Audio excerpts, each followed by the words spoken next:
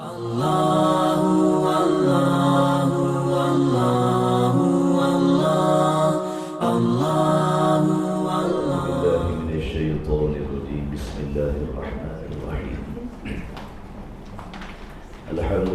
Rabbil Alamin. Wassalatu wassalamu ala ashrafil anbiya'i wal mursalin wa ala alihi wa sahbihi ajma'in.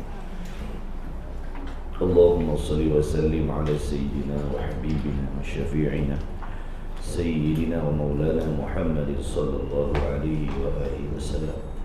Liridha illahi ta'ala al-Fatiha. A'udhu billahi minash shaitanir rajim. Bismillahirrahmanirrahim.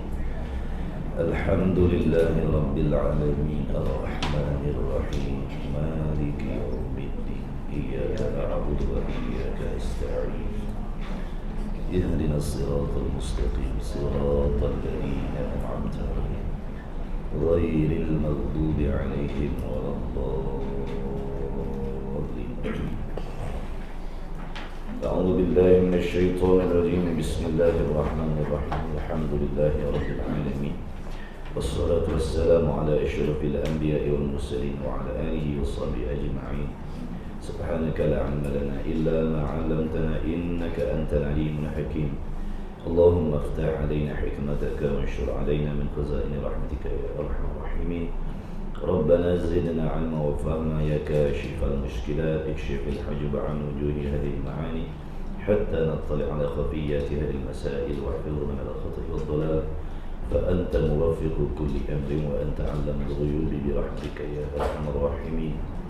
وهب لنا يا وهاب علما وحكمة ولرزق يا رزاق كلنا مسهلا وبالخير فتاح فافتح لنا وبالهدى وبالعلم كلنا يا عليم مفضلا. اللهم علمنا ما جهلنا وذكرنا ما نسينا. اللهم اجعل أعمالنا خالصة لوجهك الكريم. اللهم خلصنا مما أنا فيه خلصا جميلا إنك على كل شيء قدير. وصلى الله على سيدنا محمد وعلى آله وصحبه وسلم والحمد لله رب العالمين. آمين يا رب العالمين. أما بعد السلام عليكم ورحمة الله وبركاته. Hadirin hadirat rahimakumullah yang dirahmati oleh Allah Subhanahu wa taala, yang senantiasa dalam rahmat dan ridha Allah Subhanahu wa taala. Alhamdulillah, syukur kita ke hadrat Allah kerana kita masih lagi diberi peluang oleh Allah untuk meneruskan usaha memperbaiki ibadah kita di sisi Allah Subhanahu wa taala. Diharapkan hadirin hadirat para muhibbin, pencinta ilmu sekalian, sihat wal afiat, sentiasa dalam rahmat Allah, dimurahkan rezeki rohani dan jasmani insya-Allah. Sama-sama kita menjaga niat kita di dalam majlis ilmu ini khususnya. Mudah-mudahan kita mendapat keberkahan dan keberkatannya insya-Allah. Amin ya rabbal alamin. Sambungan kita Misbah Munir Rasulullah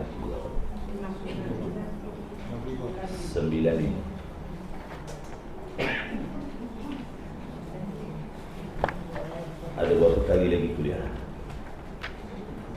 Sekali? 2 kali? Minggu depan? Sempat khatam tadi?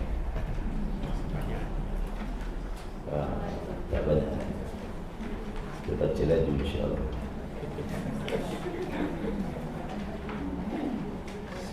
9:25 baru masuk. Baik, Allahumma salli ala sayyidina Muhammad. Minta maaf ada gangguan volume sound. Boleh dengar?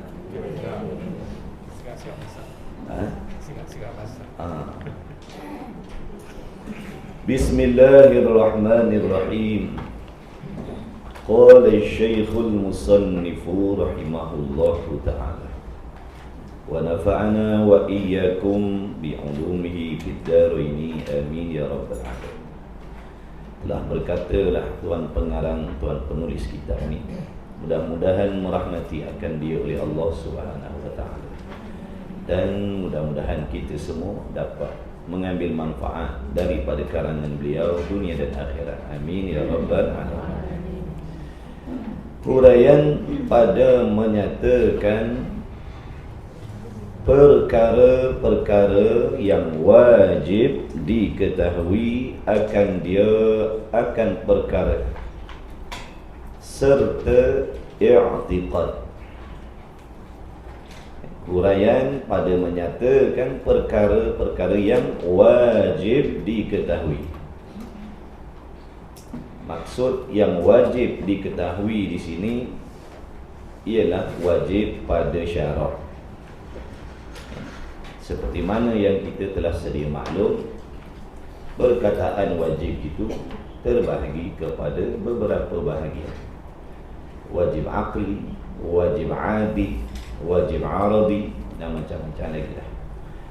Ada pun yang dikendaki di sini adalah wajib syar'i. Apa erti wajib syar'i? Perkara yang diperintah oleh Allah ke atas tiap-tiap mukallaf sebagai perintah yang muktamad, yang putus. Tidak ada seorang pun yang boleh mengecualikan diri daripada melakukan perbuatan yang diwajibkan oleh Allah ataupun ilmu yang diwajibkan oleh Allah kepada kita untuk mempelajarinya. Bila kita sebut Allahumma salli ala Sayyidina Muhammad, ada kalanya kita wajib berbuat, ada kalanya wajib kita mengetahui. Ada dua. Jadi ilmu yang sedang kita belajar ini contoh ilmu yang wajib dipelajari. Macam solat tu perbuatan yang wajib dilaksanakan.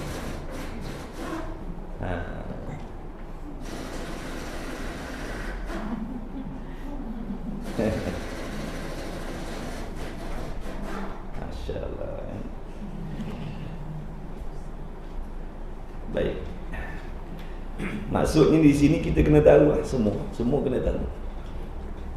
Kalau ada kat sini keturunan raja, dia pun kena tahu. Raja ke? Anak raja ke? Orang biasa ke wajib? Wajib tahu, wajib belajar. Kalau tak belajar, tak tahu berdosa. Kalau raja pun wajib tahu, kita ni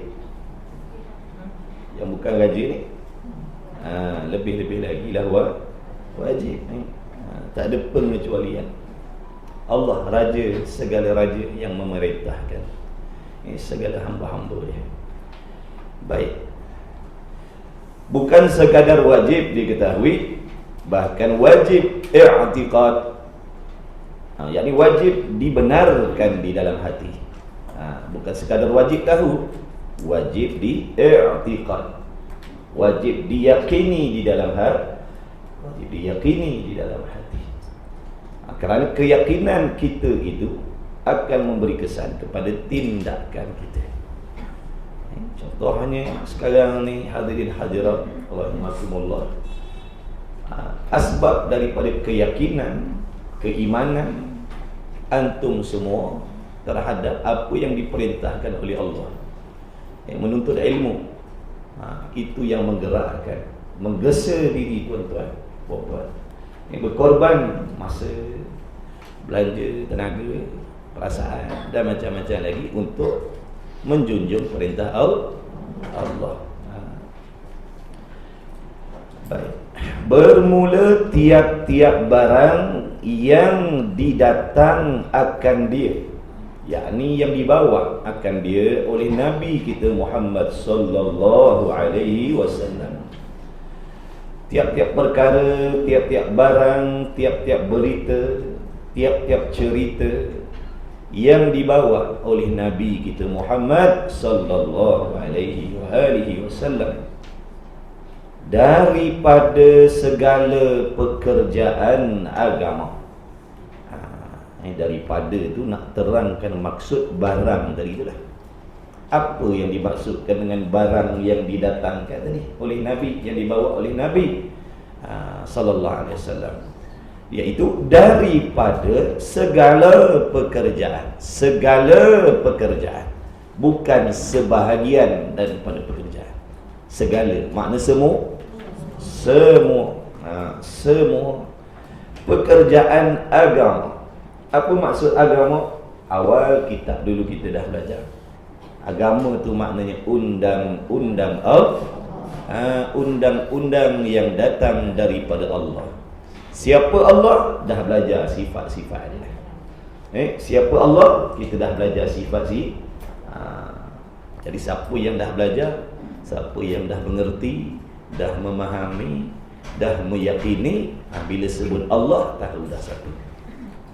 Ilmunya bagaimana, kekuasaannya bagaimana, kehendaknya bagaimana, tu suruh belajar tu, supaya kita jadi orang yang bila menyebut Allah ataupun mendengar nama Allah, bukan sekadar mendengar, bukan sekadar bertutur, bahkan dapat merasakan sesuatu daripada dalam hati kita, hasil daripada apa yang difaham, ilmu yang bersangkut paut dengan zat Allah. Contohnya tadi kita kata undang-undang peraturan yang datang daripada Allah. Siapa dia Allah ni? Empunya undang-undang yang ilmunya maha meliputi, mengetahui segala perkara, yang telah mengetahui segala perkara sedia kala lagi, yang maha suci daripada bersifat zalim, yang tidak ada sebarang jenis kekurangan pada zat, sifat dan perbuatan dia. Kemudian kita tengok pula diri kita, ilmunya kurang, segala-galanya menumpang Allah. Adakah patut mempertikaikan undang-undang, peraturan-peraturan yang datang daripada Tuhan yang kita sendiri telah yakin ilmunya maha sempurna? Hanya orang yang tidak mengenal Allah sahaja yang akan mempertikaikan apa yang datang daripada Allah dan Rasul. Barangkali mereka hanya mengetahui tetapi tidak memahami, ataupun memahami tapi tidak meyakini. Dengan sebab itu dalam bab i'tiqad ni kena tahu serta yakin dan jazam dalam hati, pegang sungguh. Jadi apabila dikatakan agama itu adalah undang-undang, peraturan-peraturan yang dibuat oleh Tuhan empunya alam ini, sudah tentulah dia terlebih mengetahui tentang alam yang dijadikan, kerana dia empunya, dia pemilik sekalian alam, dia pemilik sekalian makhluk yang dijadikan. Dia yang maha mengetahui apa yang memberi mudarat kepada kita, apa yang memberi manfaat kepada kita. Maka Allah Subhanahu Wa Taala menetapkan undang-undang yang tertentu ini untuk kebaikan diri kita hamba yang namanya manusia dan jin, yang diperintahkan oleh Allah untuk beribadat agar mendapat kesenangan, kebahagiaan, kejayaan dunia dan akhirat. Allahumma salli ala sayyidina Muhammad.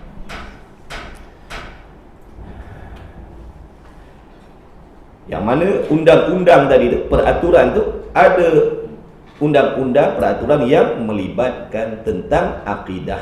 Contohnya pegangan dalam hati manusia terhadap Allah, ada undang-undang. Kepercayaan kita kepada Allah, ada undang-undang, ada peraturan bagaimana cara mempercayai Tuhan. Kita tak boleh nak reka-reka undang-undang sendiri dalam bab pegangan dalam hati terhadap Allah. Allah dah perintahkan undang-undangnya begini.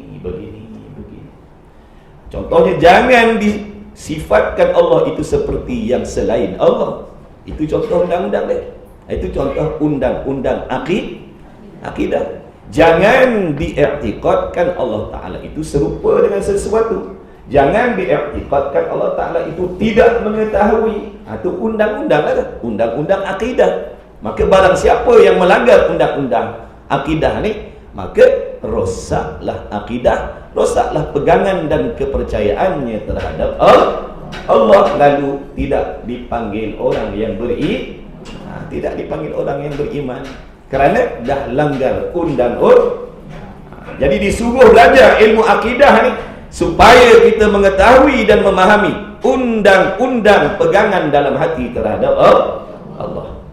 Mana mungkin kita boleh mengetahui undang-undang dalam akidah ni kalau kita tak belajar. Jangan kata undang-undang tentang akidah, undang-undang memandu pun kita tak pandai kalau tak belajar. Kalau kita bawa kenderaan dalam keadaan tak belajar undang-undang jalan raya ni, ada kala kebetulan betul, ada kalanya kita melanggar undang-undang jalan raya tanpa kita perasan. Sedar-sedar ada peronda impit kita tapi was. Kita pernah kena macam tu, kita cakap. Tapi bukan kita tak belajar undang-undang. Kita tengoklah juga keadaan undang-undang dunia ni nak tahan pun tengok. Dalam hujan-hujan, lampu merah, kenderaan tak ada, awak buat motor. Pukul 1 pagi, terkebir-kebir dalam hujan, bukan dia tu. Kalau kereta tenang, ngomeng, adalah juga. Tengoklah juga kalau kita fikir tak mendatangkan mudarat, go ahead aja dah. Kita tengok dulu kamera dia dah. Tapi kita tak kisah sebab motor kita tak ada nombor plate.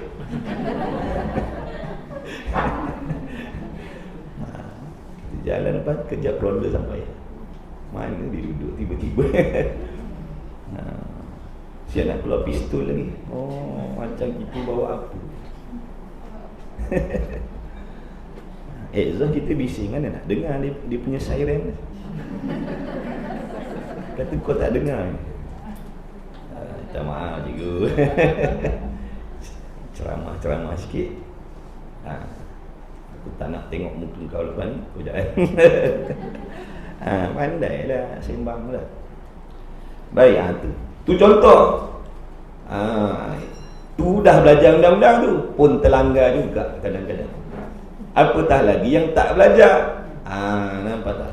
Tapi tak apa kalau setakat undang-undang dunia ni langgar, samannya gitulah, penjara ke, duit ke. Ini kalau undang-undang akidah, kalau dilanggar, tempatnya kekal dalam api selama-lamanya. Tu yang tak nak tu. Bukan bayaran duit dah. Diazab oleh Allah selama-lama, kekal dalam neraka, tak dikeluarkan. Kerana apa? Jadi orang yang tak beriman. Orang yang tak beriman kekal dalam neraka selama-lamanya, tidak berkesudahan duduk dalam tu. Wal'iyadzubillah min dzalik. Moga Allah jauh-jauh. Ni lebih-lebih lagi akhir zaman ni, macam-macam ada benda yang merosakkan akidah, cerita-cerita, hiburan-hiburan, yang dihidangkan, yang dijamu, yang ditabur. Kalau tidak ada pegangan akidah, kalau kita tidak memahami undang-undang akidah ni, tidak mustahil diri kita ataupun anak bini kita, cucu cicit kita, tidak mustahil akan tergelincir akidah mereka. Jadi kena pakat-pakat. Kita belajar ni, bawa balik rumah, sebarkan kepada keluarga terdekat. Ajak belajar tauhid, ajak belajar akidah. Kita, kawan-kawan kita, ajak mari belajar akidah, Bantu agama Rasulullah SAW, bantu perjuangan Nabi SAW menyebarkan tauhid yang sebenar-benarnya di kalangan ummah.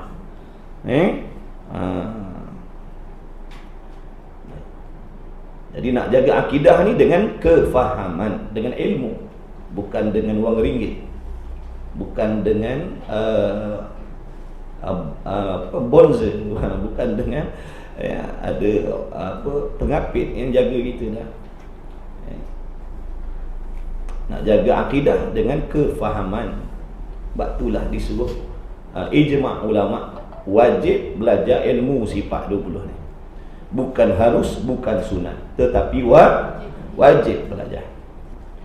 Siapa mengatakan sifat 20 ni tidak wajib belajar, bahkan sunat, dia bukan di kalangan ahli sunnah.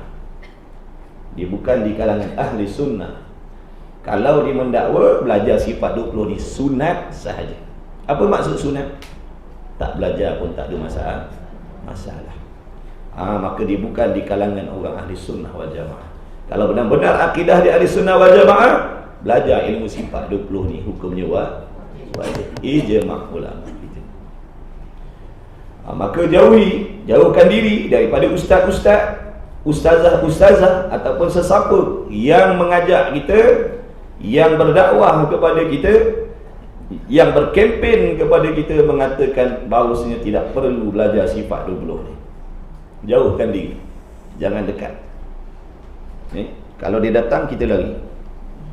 Jangan dekat. Jangan bagi dia dekat dengan kita, kita pun jangan pergi dekat dengan dia. Sebab kalau kita dekat dengan dia, takut nanti termakan pujuk rayu mereka. Mereka pandai. Sebab tu ramai yang dah terpengaruh.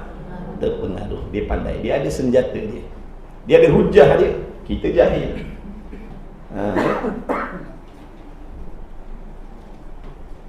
Kemudian kata musannif, ada 2 kali kelas ni kita baca dah, pukul 1 kan baru kita balik. Boleh? Tuan-tuan tunggu lah, saya nak balik dulu. Maksudnya kadang tengah hari ada pukul 1 ada kelas dekat Petronas.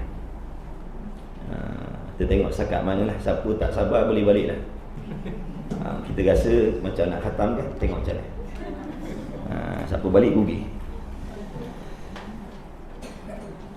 Jadi segala pekerjaan agama, jadi apa saja yang dibawa oleh Nabi tadi, iaitu daripada segala pekerjaan agama dan segala khabar-khabar, yakni hadis-hadis, cerita-cerita yang mengkhabar ia Rasulullah SAW dengan dia daripada perkara yang gaib.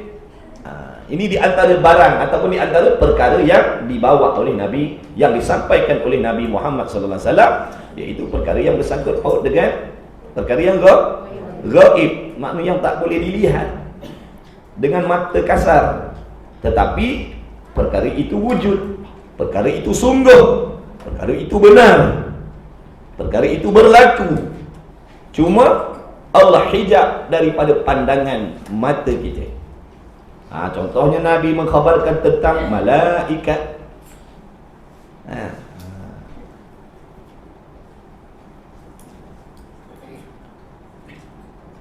Tentang dosa, tentang pahala. Siapa sini ramai-ramai pernah nampak dosa? Nampak? Pernah jumpa? Kat pasar raya ke? Pernah? Pahala? Tak pernah nampak juga. Dah yang bersungguh-sungguh beribadat tu buat apa? Nampak pun tak nampak pula. Dengan mata hati. Perkara gaib ni tengok dengan mata hati. Orang yang mata hatinya terang, dia akan nampak yang nama pahala, dan dia akan nampak yang nama dosa.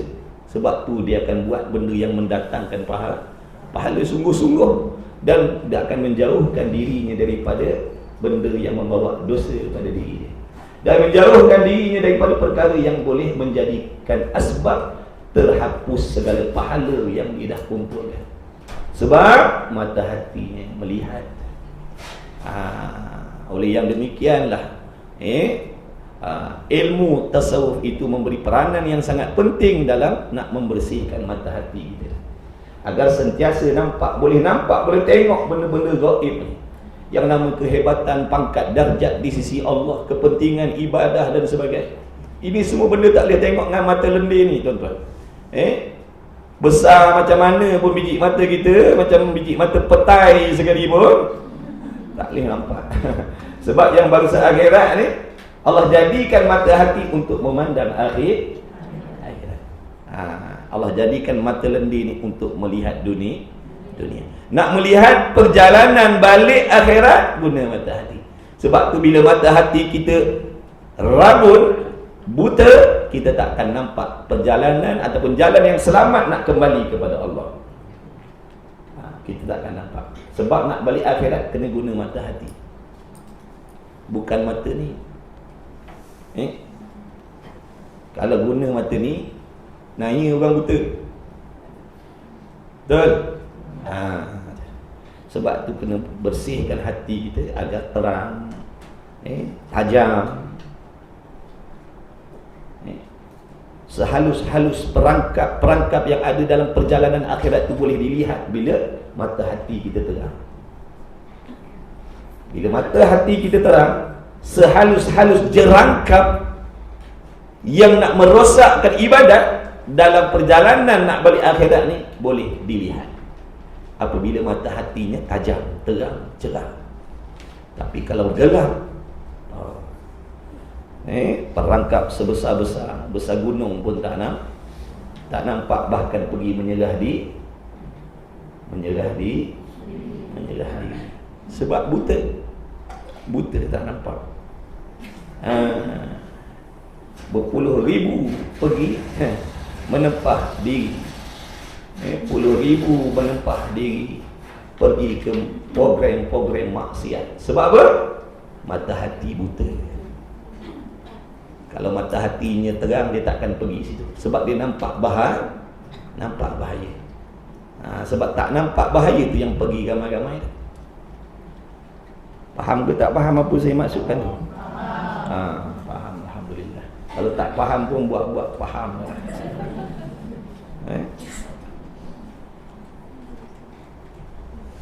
Benda baik disekat, maksiat dibiarkan. Itu sebab buta tu. Imam Ghazali kata, bila kita tak ada ilmu, hati kita ni buta. Dia akan berjalan, dia akan berlari seperti unta yang buta.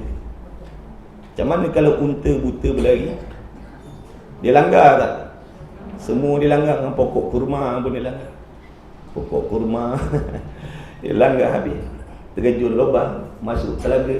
Dengan tuan-tuan pun dia sepak. Dah buta. Sebab tu bila kita ni buta hati, jahil, dengan Tuhan pun kita langgar. Na'udzubillah min zalik.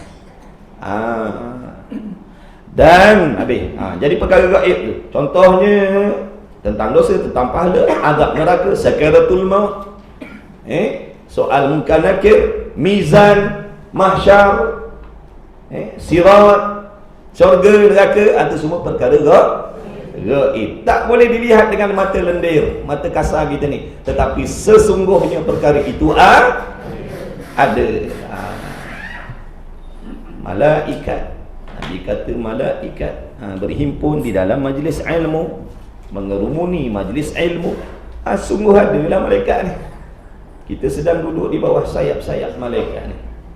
Sungguh ke tidak? Sungguh.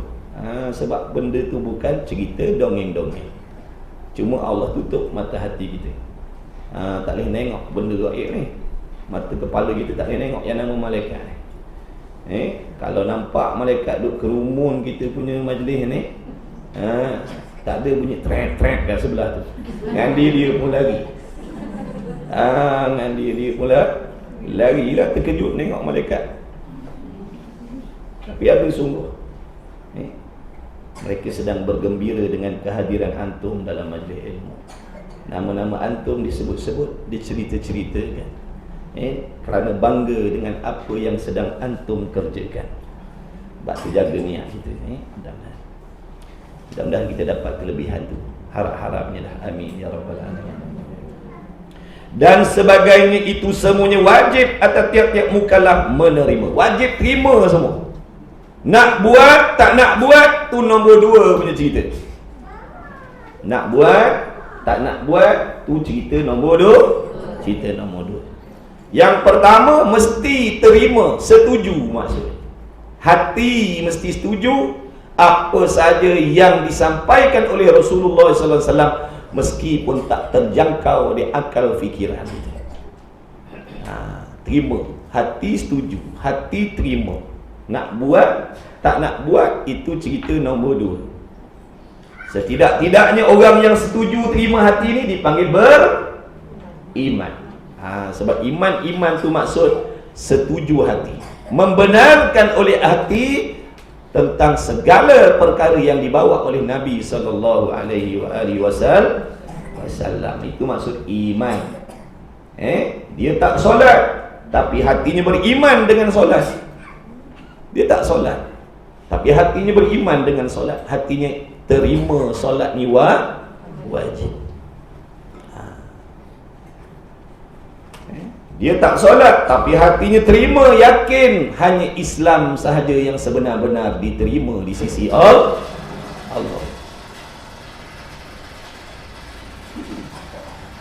Bukan bagi kebebasan pada anak nak pilih agama apa yang dia suka.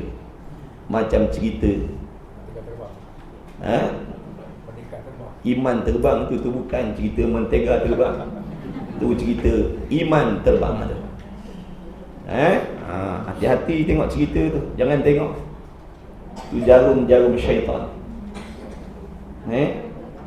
Bukan mentega, bukan mentega terbang tu. Iman terbang, Islam terbang tu. Auzubillah. Sebab tu tak belajar akidah. Sebab tu jadi macam tu. Ingat benda akidah ni boleh buat lakon-lakon ke? Boleh buat lawak-lawak, lakon-lakon. Ini benda tak boleh buat lakon-lakon, tuan-tuan. Jaga-jaga. Ada benda boleh buat cerita, ada benda tak boleh nak buat cerita-cerita. Kalau nak sampaikan mesej, ada banyak lagi jalan lain yang lebih menjaga akidah. Kalau macam tu dipaparkan oleh pada masyarakat yang dah memang tak belajar, yang dah memang tak suka belajar agama ni, memang ada peluang besar ramai yang rosak akidah tanpa sedar. Cukup dalam hati mengiyakan, cukup dalam hati bersetuju dengan kalam-kalam yang diucapkan dalam cerita tu, cukup dah memurtadkan. Cukup dah. Cukup dah. Bahaya. Tengok. Golongan yang nak merosakkan akidah bersungguh, kita tak bersungguh nak jaga akidah. Kita tak bersungguh nak jaga akidah diri kita, keluarga kita, anak-anak kita, masyarakat kita. Sedangkan golongan yang nak merosakkan agama ni tak pernah berputus asa cari jalan untuk nak merosakkan akidah secara halus-halusan. Secara halus-halusan tu nak merosakkan akidah secara halus tu. Orang yang kata buta hati tadi tak nampak.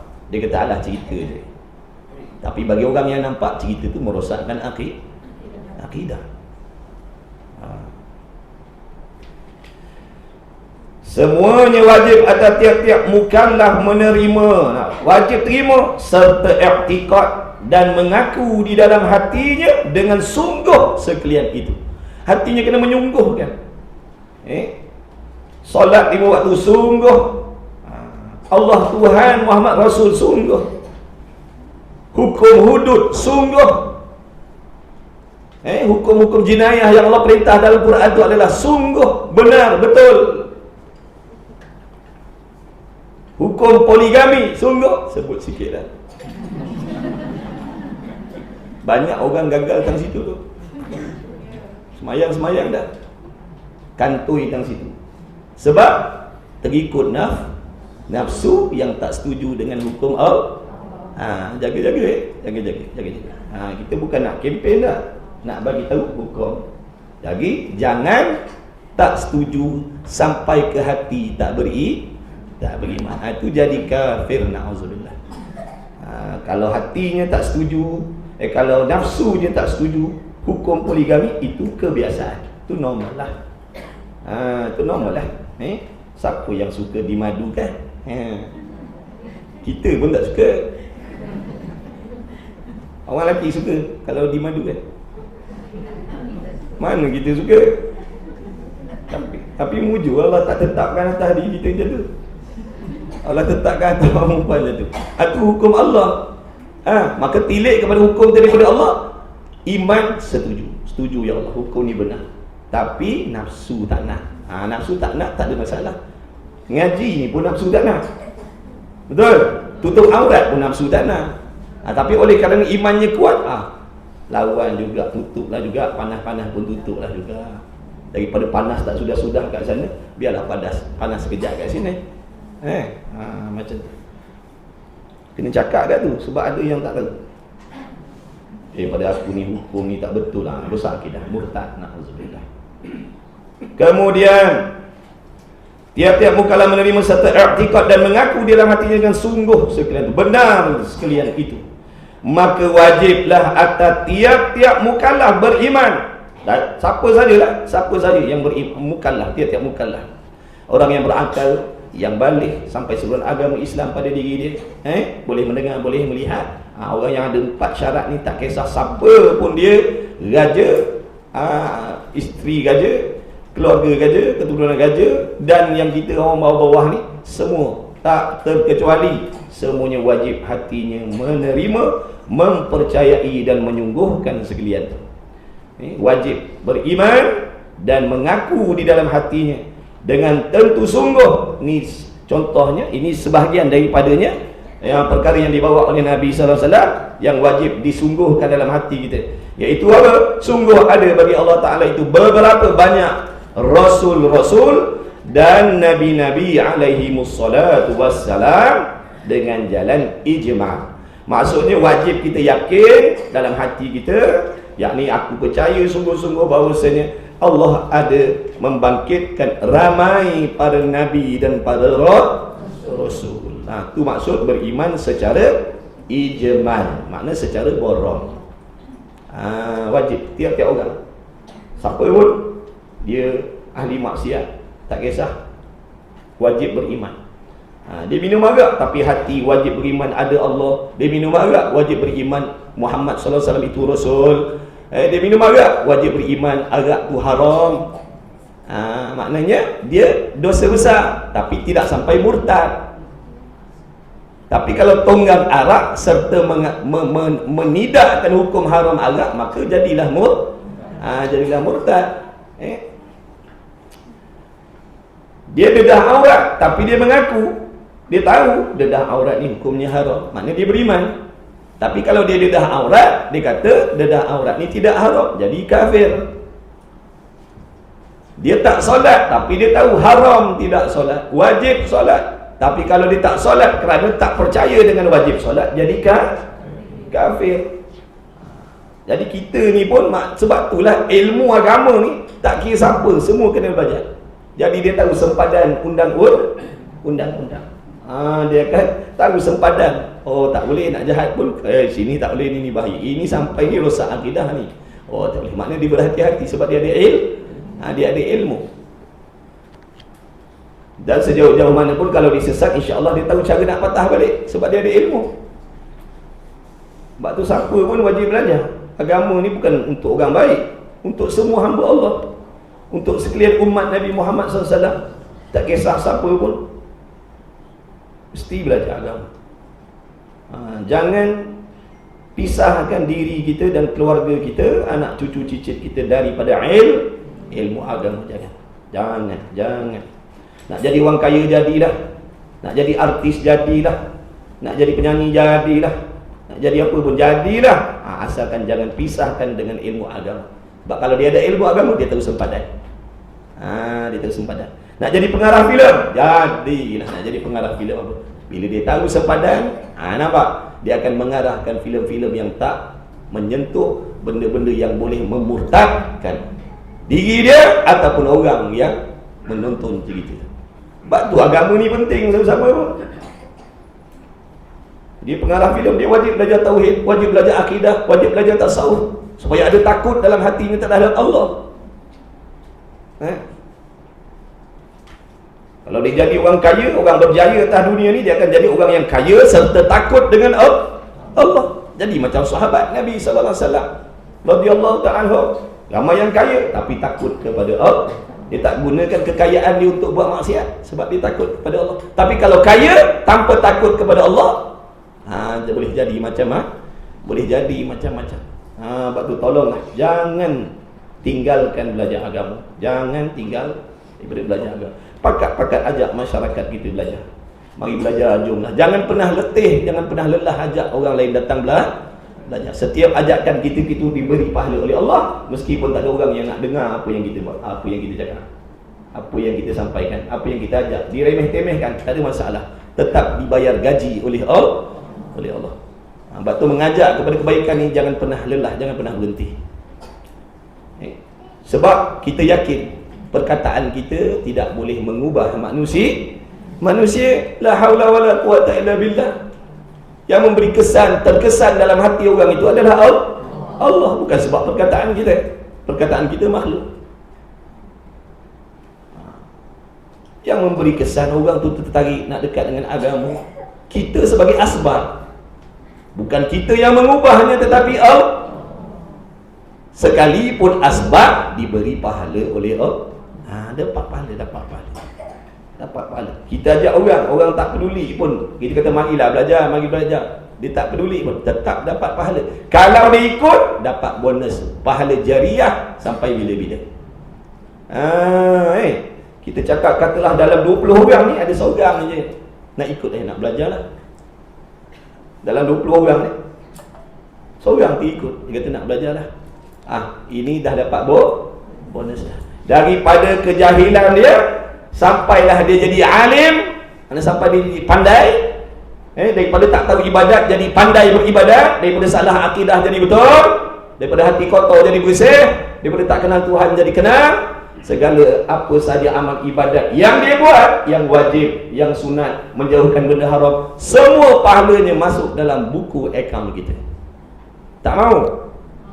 Banyak pahala ke? Kita ni mana ada banyak pahala? Miskin kita, miskin. Jadi rebut pahala banyak-banyak. Besok kaya-gaya di hari kiamat. Siapa yang kaya-gaya hari kiamat, hebatlah mahligai ni, syurga ni dijadikan oleh Allah. Jangan lemah. Teruskan. Gunakan kelebihan yang ada pada diri masing-masing. Allah bagikan keistimewaan orang ni, keistimewaannya gini, nyanyi. Dia boleh gunakan dengan kelunakan suara dia macam bulu perindu tu. Dia nyanyi je, orang ramai datang. Sebab daripada tu dia masuk selit-selitkan hal-hal agama. Daripada yang tak tahu jadi tahu, daripada yang benci jadi suka. Tu sebab dia bijak. Tu kata sampaikan agama dengan penuh hikmah. Hikmah ni macam-macam cara. Sebab tu kalau kita tengok dakwah-dakwah orang kat belah-belah sana, kat Indon tu, yang pelik-pelik dakwah dia orang. Contohnya dululah macam zaman Sunan Wali Songo dulu, macam mana dia buat? Nampak tak? Hikmah lah tu. Suka dangdut, kena panggil dah dulu artis dangdut dulu. Berhenti kejap, bagi tazkirah. Sambung balik dangdut. Sebab kalau tak ada dangdut, dia orang tak boleh bernafas. Maknanya sampai peringkat macam tu. Tapi kita ni yang hati kotor ni, bila kita tengok tu, ni apa ni, sesat dah, kita macam tu je kita. Dan memang tu lauk kita. Tahu lauk kita? Dah memang tu lauk kita, hati kita memang masalah. Tak pernah nak bersangka baik pun. Kata hikmah. Allahumma salli ala sayyidina Muhammad. Jadi kita gunakan kelebihan yang ada pada kita untuk menarik kawan-kawan kita yang terdekat supaya marilah belajar. Nak bersukan-bersukanlah. Nanti masa kita belajar, nanti kita bersukan, kita belajar. Kita pocok-pocok, sebelum jadi pocong kita ngaji. Sungguh pocok-pocok, nanti lama-lama jadi pocong. Dipocongkan. Sebelum dipocongkan, memang kita belajar tauhid, akidah, tasawuf dan sebagainya. Tak salah nak pocong-pocong, kena pada tempat. Kena pada tempat, ikutlah. Nak turunkan lemak 20 kilo ke 80 kilo ke, ikutlah. Kena pada tempat, tak ada masalah. Salah tempat, haram. Islam tak lagang benda-benda tu. Islam kawal. Jangan pocong-pocong tengah-tengah pasar tu. Sengit-sengit serban kita nanti kan. Dah kita manusia, bukan malaikat. Ada nafsu. Dah. Kemudian kata musannaf, sabarlah tuan-tuan. 2 kali kuliah hari saya tak datang dah. Jangan risau.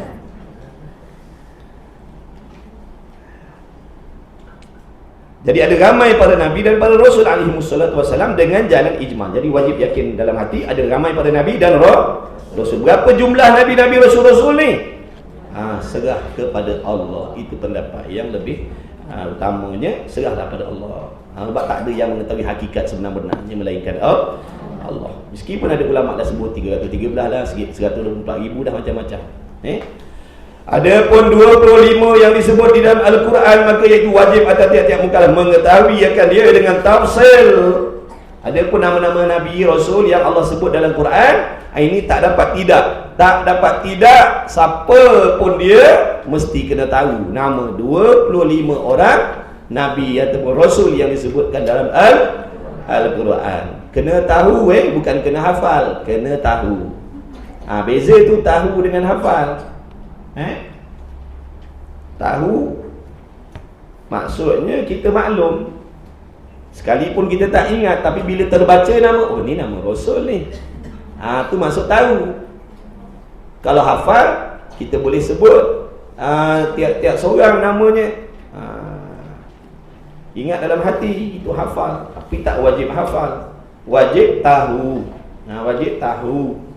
Bila kita tengok ataupun dengar Zulkifli, Rasul tu, Ilyas, tu nama Rasul tu. Johan Johan bukan Johan pelawak tu, bukan Rasul itu. Itu pelawak tu. Maknanya dia boleh sebab dia tahu. Tu sebut tahu. Kalau hafal lagi terbaik. Kalau tak hafal lagi terbaik. Hafal dah tu, selalu dengar lagu rap. Dia orang buat lagu-lagu tu, mudah nak hafalkan kita. Mudah kita nak menghafal. Dengar selalu buat kereta pergi balik kerja dengan Adam, Idris, Nuh, Hud, Soleh, dah terhafal dah. Baik, ada pun 25 tu wajib kena tahu. Siapa pun, meskipun dia raja, kena tahu tiap-tiap seorang nama Rasul. Iaitu dengan tafsir, dan iaitu 25 nama-nama Rasul yang Allah sebut dalam Quran. Adam alaihi salatu wassalam, Idris, Nuh, Hud, Saleh, betul lagi Muhammad nak khatam, Ibrahim, Lut, Ishaq, Ismail, Yaqub, Yusuf, Ayyub, Shu'aib, Harun, Musa, Ilyas, Zulkifli, Daud, Sulaiman, Ilyas, Yunus, Zakaria, Yahya, Isa, dan Nabi kita Muhammad sallallahu alaihi wasallam. Salawatullah wasalamuhum ajma'in. Ada 25 orang tu. Jadi kena tahu nama-nama mereka itulah. Supaya dapat kita bezakan dengan yang bukan Nabi, bukan Rasul. Dan yang lebih tinggi pangkat mereka itu ialah Nabi kita Muhammad sallallahu alaihi wasallam. Di kalangan para Nabi, para Rasul yang Allah utuskan, termasuklah yang dalam 124,000 tu, yang paling tinggi maqamnya, darjatnya di sisi Allah adalah Nabi kita Muhammad SAW. Wajib i'tiqad macam tu. Wajib yakin dalam hati Nabi kita yang paling tinggi darjatnya di sisi Allah. Wajib i'tiqad. Kan tadi tajuk awal tu dah bagi tu. Wajib tahu dan wajib i'tiqad. Wajib menyungguhkan dalam hati. Kalau orang tanya, sungguh ke Nabi kita yang paling tinggi darjat di sisi Allah? Sungguh Apa tak sungguh pula? Memang sungguh Bahkan sekalian makhluk pun ialah Nabi kita Muhammad sallallahu alaihi wasallam yang lebih sekali. Bukan saja di kalangan para nabi, bukan saja di kalangan para rasul, bahkan kalau nak diadukan pada segenap alam ni, seluruh pelusuk alam ni yang Allah ciptakan daripada tak ada kepada ada ni, masuklah malaikatnya, masuklah sekalian jenis malaikatnya, ketua-ketua malaikatnya, syurganya, arasnya, kursinya, Sidratul Muntahanya, Baitul Izzahnya, dan macam-macam lagi tu, Nabi kita Muhammad SAW lah yang terlebih mulia makhluk yang dijadikan oleh Allah. Bertuah kita jadi umat Nabi Muhammad SAW. Allahumma salli ala Sayyidina Muhammad. Bertuah kita jadi umat Nabi Muhammad SAW. Umat yang terakhir, tapi yang terlebih dahulu melangkahkan kaki ke dalam syurga Allah. Mudah-mudahan kita semua direzekikan oleh Allah. Amin ya rabbal alamin. Nak masuk tak syurga dengan para nabi, para rasul, orang soleh, para syahidin, para syuhada, nak tak dihimpunkan dengan orang-orang tu di padang mahsyar? Tak mau? Blackpink nak? Blackpink. Siapa yang jadikan idola, itulah kawan-kawan dia di padang mahsyar besok. Nabi dah pesan, kamu akan bersama orang yang kamu cinta, yang kamu kasih, yang kamu seronok dengan di atas dunia. Kalau kamu seronok dengan ahli maksiat yang macam tu, kufur, maksiat, itulah, dengan mereka itulah yang kamu akan dibangkitkan oleh Allah. Kamu akan duduk sekali dengan golongan mereka. Awasi anak-anak kita. Sebab majoriti yang pergi itu semua anak orang Melayu. Kalau orang bukan Islam pergi, tak ada masalah. Dah memang dia tak faham hukum hakam. Ini yang berjubah, yang berniqab, yang macam-macam lah. Na'udzubillah. Jaga-jaga dia jaga. Bala banyak Allah turun dah ni. Tu di antara bala dah tu. Maksiat ni bala yang lebih bahaya sekali. Banjir, balak juga. Banjir ni, banjir, hujan, kemarau, bala. Tapi maksiat ni bala yang lebih besar lagi daripada banjir. Tapi kita tak nampak maksiat ni bala. Sebab tu kita tak kisah, tak peduli. Padahal maksiat ini adalah bala daripada Allah. Allah balakan dengan maksiat. Na'udzubillah. Asbab apa? Asbab kita semua ni tak nak ambil berat dengan agama, tak bersyukur dengan nikmat Islam yang Allah bagi. Apa maksud syukur? Menggunakan nikmat tu seperti yang diperintah oleh Allah. Kita dapat nikmat Islam ni, agama ni, bukan kita minta, ada Allah bagi. Baik, adakah kita dah bersyukur dengan nikmat Islam yang Allah bagi? Macam mana cara nak bersyukur dengan nikmat Islam yang Allah bagi? Serapkan dalam diri, dalam keluarga, dalam masyarakat. Itu panggil bersyukur dengan nikmat Islam. Tapi berapa ramai orang yang tak nak dengan Islam? Berarti baik-baik, memang lahirnya Muslim, tapi bila sebut tentang hukum hakam Islam, ramai yang tak berapa nak setuju. Dan ramai yang tak nak amalkan Islam dalam kehidupan. Perkataan, kan Islam tu melengkapi perkataan seperti orang Islam, tingkah laku orang Islam, berpakaian orang Islam, pergaulan orang Islam. Adakah kita dah ambil Islam tu serapkan pada diri kita dan anak bini kita? Itu soalannya.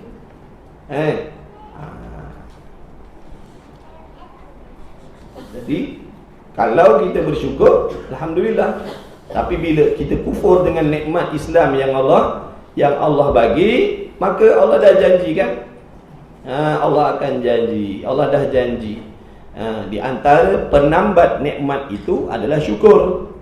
Bila kita tak syukur, Allah akan tarik balik. Maksud tambat apa? Benda tu takkan hilang. Tapi kalau tak bersyukur, maksudnya tak ada pun tambatan nikmat tadi. Dengan makna nikmatnya akan lari, akan hilang. Allah akan jadikan macam-macam asbab nak tarik nikmat Islam yang ada pada diri kita, kerana kita tak bersyukur. Itu di antara cara Allah nak tarik. Allah balakan dengan maksiat. Asbab maksiat ni, ramai orang yang mengaku Islam rosak akidah dia. Na'udzubillah min dzalik. Jadi banyak sebab. Allah Maha bijak. Allah boleh jadi macam-macam asbab yang boleh menghilangkan balik nikmat iman dan Islam yang kita dah dapat dengan percuma. Sebab tu jangan, kata Imam Ghazali pesan, jangan terlalu seronok dengan nikmat iman dan Islam yang kita peroleh, sehingga kita sombong, leka lalai, tak ambil peduli dengan agama Islam. Majlis ilmu tak nak belajar. Dah nak memahami Islam dengan belajar ilmu lah. Cuba kita tengok dalam masyarakat Korea kita, berapa ramai yang ambil peduli dengan majlis ilmu yang diadakan dalam kampung masing-masing. Penduduk kampung, penduduk taman 500 orang, yang datang surau 10 orang. Betul ke tidak? Maksudnya di sini ramai yang tak ambil peduli dengan agama. Jadi tak mustahil Allah turunkan balak macam tu. Ramai tak bersyukur, ramai tak hargai apa yang Nabi bawa. Tanda tak hargai, tak nak belajar apa yang Nabi bawa. Itu namanya tak hargai perjuangan Nabi SAW bersusah-susah dengan para sahabat, bersusah-susah. Ada yang jadi janda, ada yang jadi duda, ada yang jadi yatim piatu dan macam-macam nak membawa Islam kepada kita. Bila sampai kepada kita Islam ni dengan mudah-mudah, kita buat tak tahu. Maknanya kita tak hargai apa yang dibawa oleh Nabi SAW. Kalau betul hargai, ambil berat, ambil peduli, ambil tahu, belajar. Time cari duit, time cari harta, time cari ilmu agama, cari ilmu agama. Jangan habis masa kita 24 jam, tiap hari, tiap minggu, tiap bulan, sepanjang tahun bersibuk dengan hal-hal urusan dunia dan membelakangkan urusan agama. Sehingga jadilah masyarakat yang juhala, yang jahil dengan agama sendiri. Lalu Allah balakan dengan macam-macam bala. Sebenarnya Allah nak memberi teguran, tapi kita tak faham dengan teguran Allah. Kita nak Allah tegur dengan teguran yang macam mana, agak-agaknya baru kita sedar. Kalau Allah tegur dengan kematian, tu dah terlambat, dah tak boleh buat apa dah. Kalau Allah nak sedarkan kita dengan kematian, tu dah tak ada faedah, tak bagi faedah. Allah masih berlemah lembut lagi dengan kita. Allah tegur, bagi balak sini, tunjukkan bala di luar negara begini. Patutnya gerun, patutnya takut. Tapi dah, kita tak ambil berat juga. Allah masukkan dalam negara pula, pun buat tak kisah juga. Harap-harap berubah lah. Harap-harap nak dekatkanlah pada Allah, nak kembali kepada agama, nak kembali kepada Islam. Tapi tetap buat tak peduli. Dah kalau Allah bala dengan datangkan ajal, Allah cabut nyawa kita, memang kita akan sedar. Kok mana-mana pun kita akan sedar. Cuma sedar tu ada dua. Ada kala sedar sebelum mati, ada kala sedar waktu dia mati tu baru dia sedar. Kalau sedar waktu mati ni, habis peluang dah. Hancur hatinya selama-lama. Sebab menyesal ya Allah. Menyesal ya Allah. Allah tak hidupkan dah. Allah tak akan izinkan, maksudnya malaikat Israel pulangkan balik roh tu dah. Ambil. Macam mana keadaan dia mati, macam itulah. Itulah nasib. Sebab Allah dah bagi peringatan demi peringatan, macam-macam peringatan. Lepas satu-satu Allah tegur dengan balak. Allah tegur, Allah wakilkan alim ulama, orang-orang soleh, mengingatkan, mengajak, kita buat tak peduli. Allah tegur dengan bala, pun tak peduli juga. Tunggu sampai masa bila Allah dah sangat-sangat menyampah, meluat dengan kita, Allah akan biarkan kita dalam kesesatan. Allah akan biarkan kita dalam kesesatan. Sebab Allah dah jemu dengan kita. Orang panggil istidraj.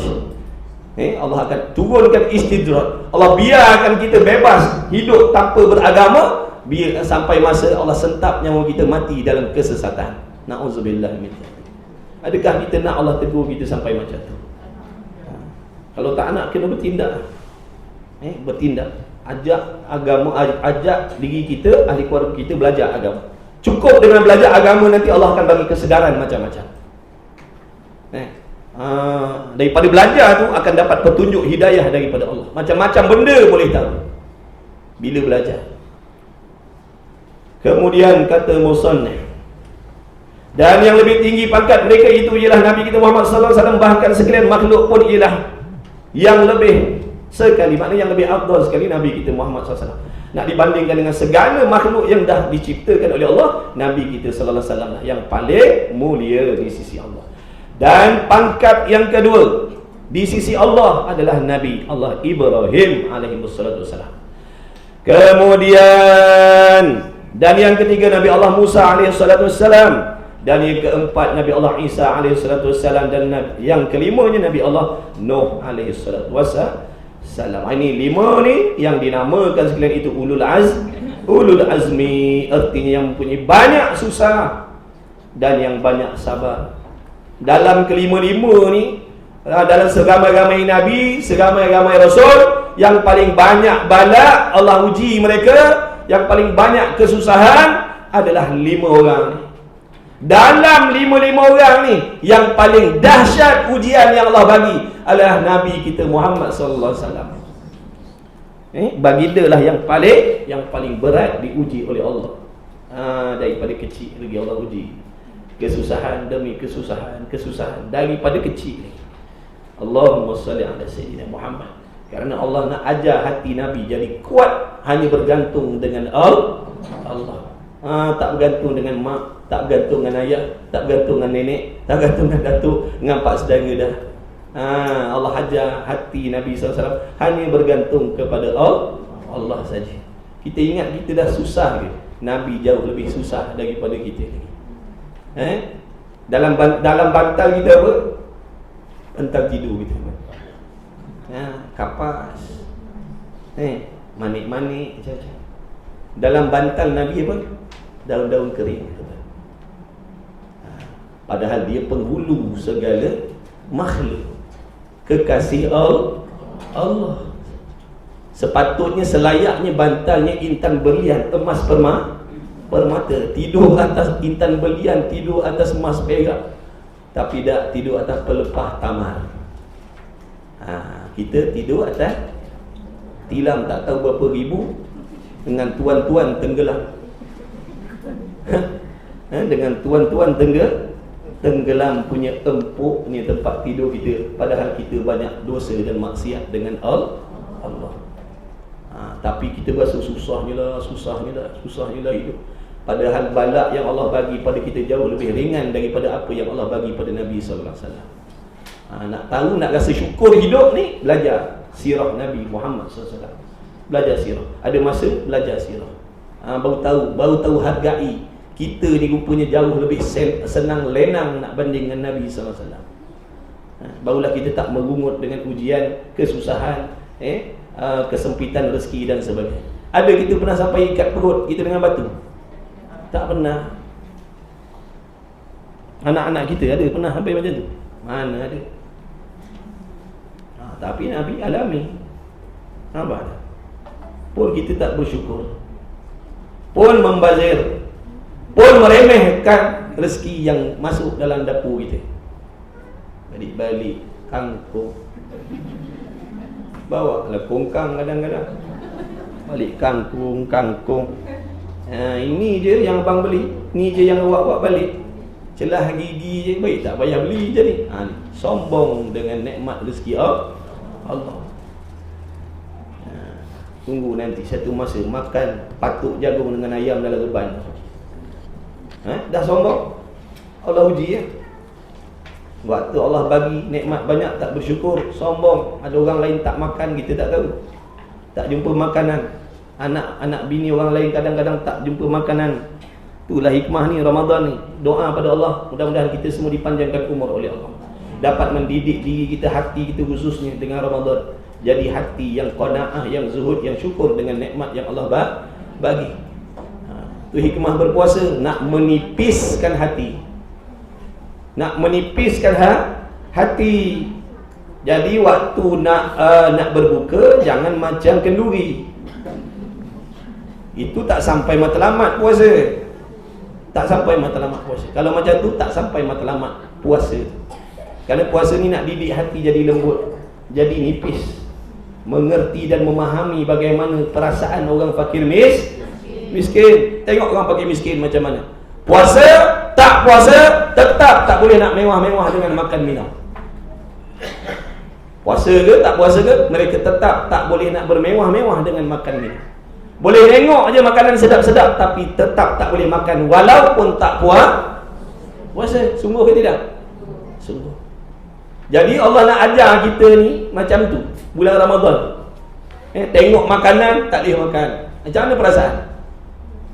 Macam mana perasaan tengok makanan sedap-sedap, tengok air sedap-sedap dengan jap-jap diberpeluhkan main lagi sejuk, tapi tak boleh nak minum. Orang fakir miskin macam tu lah. Bukan dia tak boleh minum sebab puasa, dia tak mampu nak beli. Dia tak mampu nak belikan anak-anak dia. Mereka tak mampu nak belikan untuk anak-anak mereka. Sebab kesempitan rezeki Allah tetapkan atas diri dia. Tapi kita tak syukur. Kadang-kadang makanan yang elok-elok kita buang. Alasannya makanan semalam, padahal elok lagi boleh dimakan. Sombong. Sebab tu bulan Ramadan kita didik hati kita. Jadi mudah-mudahan Allah ripiskan hati kita. Buka puasa dengan makanan yang sederhana sudah. Sesekali makankan dengan makanan yang sangat biasa. Ikan goreng ke, ikan masin ke, lauk sayur dah. Kalau anak nak tanya, kenapa macam ni? Ni lah orang fakir miskin. Kita hadap ni 30 hari je. Tapi orang miskin sepanjang hidup dia hadap benda macam ni. Itu hikmah Ramadan. Barulah bila tengok orang fakir miskin, ya Allah siap. Ya Allah muju, alhamdulillah aku jauh lebih senang daripada dia. Ini puasa, waktu buka puasa macam kenduri kahwin. Itu bukan menipiskan hati, itu mengeraskan hati. Nabi dah pesan, dengan banyak makan mengkeraskan hati. Kita insya-Allah azam nak latih bulan Ramadan akan datang ni. Amin ya Allah, insya-Allah. Ajar anak kita selalu bagi makan mewah-mewah tiap malam tertentu, tiap minggu pergi makan kedai mewah-mewah. Macam mana hati mereka nanti? Dah terbiasa dengan mewah. Allahumma salli ala Sayyidina Muhammad. Kemudian yang dinamakan sekalian itu ulul azmi, artinya yang mempunyai banyak susah dan banyak sabar. Sebab apa banyak susah, banyak sabar? Kenapa banyak sabar? Sebab banyak ujian. Banyak ujian zahir batin. Nabi-nabi, rasul-rasul ni hadapi ujian zahir dan batin. Dan yang lain-lain itu, maksud lain-lain itu para nabi dan rasul yang lain-lain selain daripada 5 ni, berlebih kurang pangkat mereka itu yang tak dapat kita tafsirkan dia. Maknanya selebihnya tu serahlah kepada Allah. Siapa yang duduk di tangga yang ke-6, yang ke-7, yang ke-8, yang seterusnya, itu urusan Allah. Jangan kita pandai-pandai nak nunjuk mandai pula. Kita buat kitab kita sendiri, yang ke-6, yang ke-7, yang ke-8. Jangan pandai-pandai. Yang lebih tu pangkat darjat siapa yang tinggi lebih sisi Allah, itu urusan Allah, bukan urusan kita. Jangan pandai-pandai kita nak kata nak bandingkan Nabi Allah Zulkifli dengan Zakaria. Zulkifli lebih lagi daripada Zakaria. Jangan. Lama besar-besar pun tak buat. Kita jangan nak memandai-mandai. Dan setengah daripada yang jadi Nabi itu Sayyidina Khidir, Nabi Allah Khidir, dan Khalid bin Sinan dan Hanzalah bin Safwan. Dan semuanya yang tersebut itu, apabila disebut akan dia, nescaya ia mukallaf tadi tahu dan mengaku ia di dalam hatinya dengan sungguh mereka itu tadi jadi Nabi. Nampak tak? Jadi nama-nama yang tersebut tadi tu, kalau sebut dia Zulkifli, dia kata tu Nabi Rasul tu. Yunus, Zakaria, makna dia maklum tahu tu Nabi, tu Rasul. Tapi bila sebut lain daripada tu, dia kata itu bukan Nabi. Itu maksud dia. Dan tidak wajib atas mukallaf menghafaz akan dia akan 25 tadi. Tak wajib hafal 25 tadi. Tetapi jika ia hafal juga, maka itu yang terlebih baik daripadanya. Dan setengah daripada yang wajib i'tiqad, bahawa ini wajib i'tiqad, wajib yakin sungguh-sungguh dalam hati bahawasanya apa?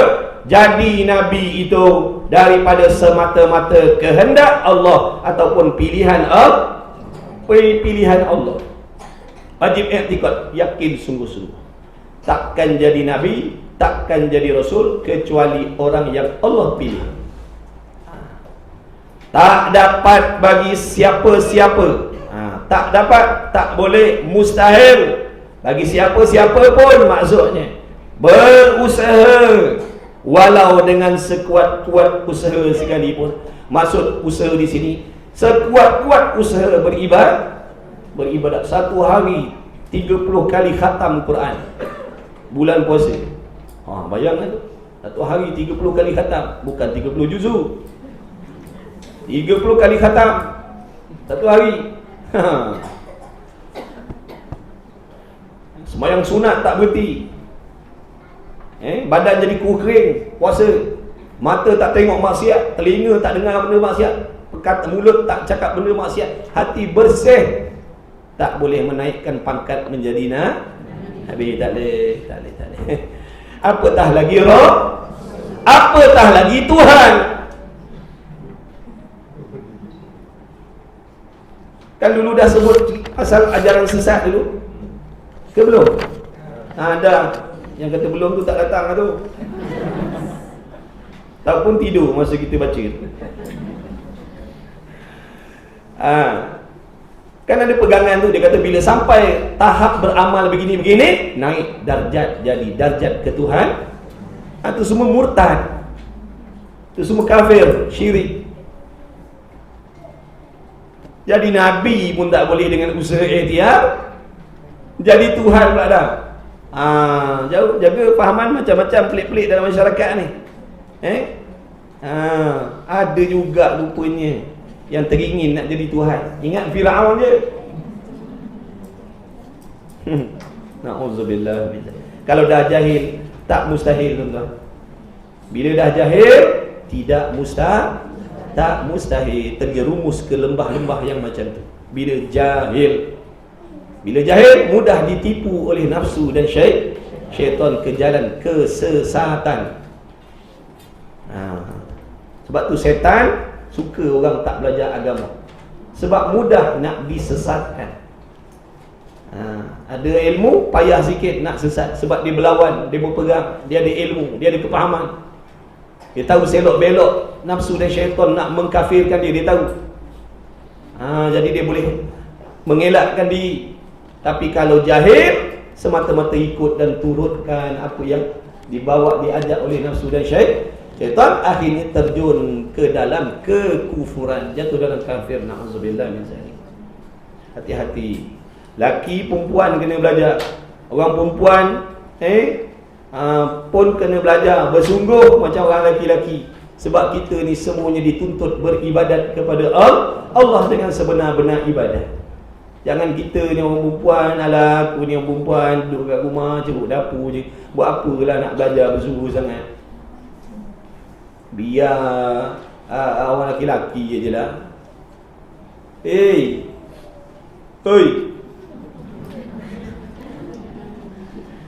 tak kira lelaki ke perempuan, semua ni diwajibkan ibadat dengan sebenar. Tak kira lelaki ke perempuan, hati mesti bersih dari sebarang sifat yang dibenci oleh Allah. Tak kira lelaki ke perempuan, wajib belajar ilmu tasawuf, ilmu yang nak membersihkan hati agar kita memperolehi ihsan dengan Allah. Jangan bagi orang laki-laki je. Dah kita perempuan tak nak masuk syurga ke? Tahu pun nak. Ada yang nak tapi tak belajar. Nak tapi tak nak belajar. Buatlah sebab.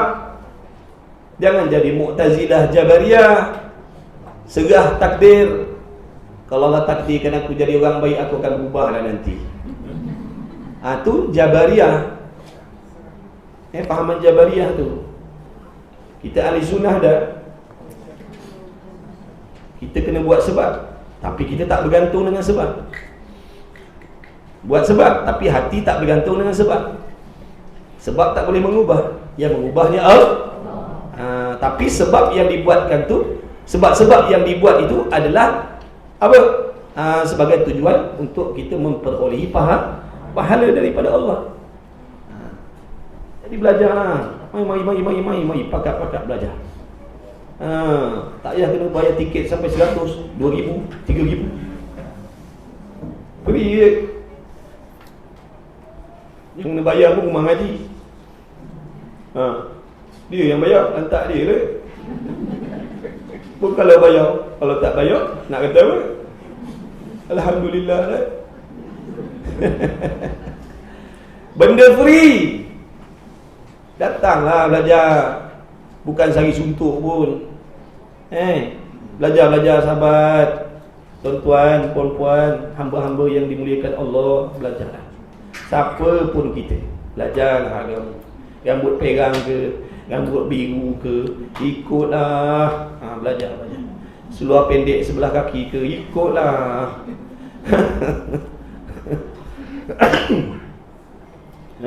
Telinga bertindik ke, hidung bertindik ke, lidah bertindik ke, pusat bertindik ke, ikutlah, belajar. InsyaAllah semua tindik-tindik itu akan tertanggal bila dah dapat ilmu manfaat. Belajar ni, jangan malu-malu segan. Yang rasa malu tu sebenarnya setan dan nafsu dalam hati. Dia yang tak nak, dia yang takut sebenarnya kalau antum datang belajar. Dia kata, kau kalau pergi belajar habis, hancurlah harapan aku nak menyesatkan kau. Hancur harapan aku nak memperbodoh-bodohkan kau tiap hari. Tolonglah jangan pergi belajar. Tu sebenarnya. Sebab tu bila fikir nak belajar, dia punya berat macam-macam alasan yang akan diterbitkan oleh nafsu dalam hati kita, dalam diri kita. Inilah, itulah, itu. Sebenarnya itu nafsu yang nak suruh kita ni sentiasa berjauhan daripada ilmu, berjauhan daripada petunjuk Allah. Sebab tu kena lawan, kena paksa.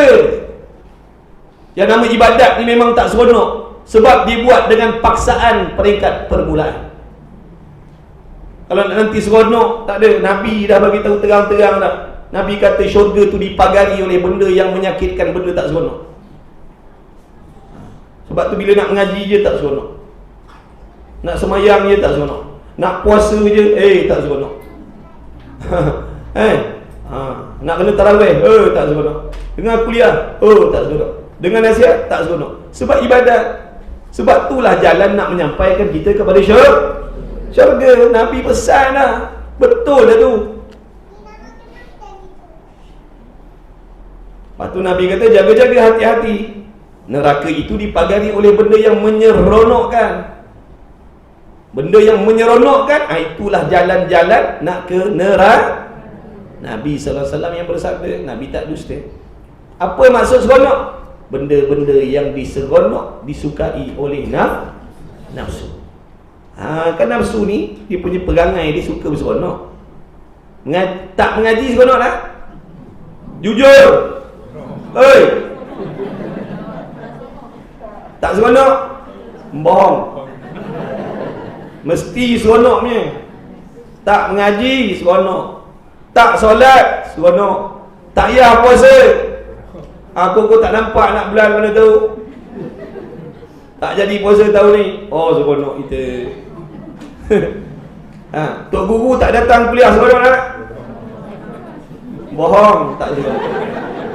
Dalam WhatsApp tu bohong je. Alah, tak datang. Alah, bohong itu.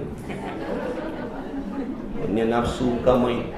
Dalam hati, asal tak begitu awal, last minute pun kata tak datang. Kalau begitu awal, dah pergi tepi pantai lah kita orang. Sian, ustaz kena marah. Dia tak datang, tak pula tak beritahu.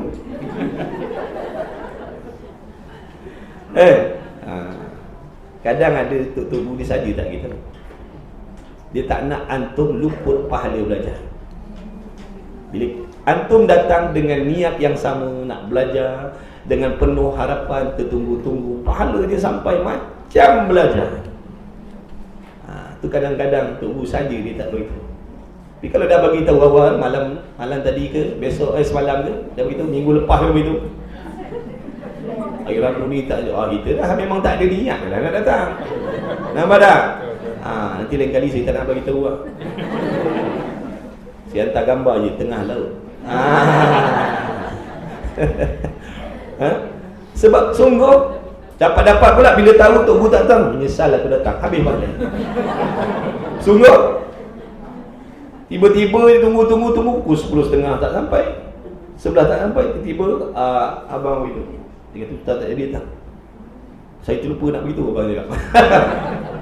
Masa tak begitu, menyesal aku datang ini, habis pahala. Tak ikhlas rupanya datang tadi. Bukan datang kerana Allah, datang kerana guru. Jangan datang kerana guru, kita belajar kerana Allah. Memang paksa, mula-mula memang kena paksa belajar ni. Tak ada maknanya seronok belajar ni. Dalam hati menyirap, bila nak berhenti. Tu contoh lah, sekadar contoh. Sebab tak seronok. Tapi kalau tengok konsert, cepat dah habis. Padahal 3 jam dah. Bukan masa je dah habis sekejap je, duit pun dah habis dah. Dah habis, baru nak berjoget panas-panas, baru nak panas-panas badan baru. Dah habis, punyalah cepat. Maksiat memang rasa seronok. Benda seronok tak rasa lama. Yang rasa lama ni benda tak seronok. Benda tak seronok, seminit rasa na'udzubillah min zalik. Sebab tu azab ni, nama azab Allah tu sangat-sangat dahsyat, tak seronok ni. Sebab tu tak boleh nak digambarkan macam mana azabnya neraka Allah tu. Kalau dah sekejap tu rasa bertahun, Allah, ini dah memang tak berkesudahan, tak tahu macam manalah azab. Minta Allah jauhkan semua, ya Allah, amin ya rabbal alamin. Siapa nak balik? Balik lah. Kita nak baca lagi ni. Nak khatam ni. Cubalah, cuba. Kemudian, ingat tu, tak boleh nak naik pangkat jadi Nabi, Rasul dengan bersungguh-sungguh usaha ibadat. Yang bolehnya naik martabat menjadi kekasih Allah tu boleh. Baik laki, baik perempuan. Semaksiat mana dia sekalipun, sebesar mana dosa dia sekalipun, bila dia taubat sungguh-sungguh dengan Allah, mengaku dengan Allah, menyerah diri dengan Allah, berazam dengan Allah nak baiki diri zahir batin, menuntut ilmu, fahamkan agama, nak beramal sungguh-sungguh, dia akan kemudian memperbanyakkan ibadat selain daripada menjaga ibadat yang wajib-wajib, memperbanyakkan ibadat yang sunat-sunat, tak sentuh benda haram, insya-Allah akan naik darjatnya daripada hamba maksiat menjadi kekasih Allah. Tu kita semua ada peluang.